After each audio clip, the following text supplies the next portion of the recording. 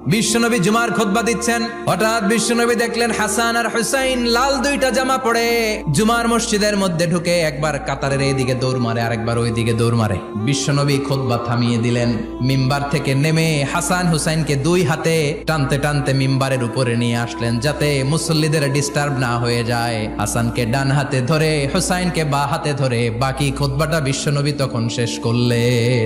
আবার বিশ্বনবী জুমার খুতবা দিতে দাঁড়ালেন, এক সাহাবী এসে বসে বলল, বিশ্বনবী বললেন, কম দাঁড়াও, 2 রাকাত পড়ছো?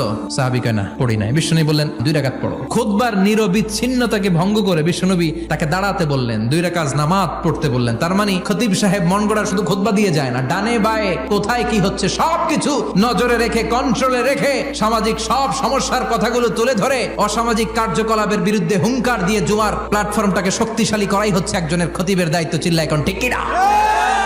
এ কাজই করেছেন বিশ্বনবী 500টা খুতবায়।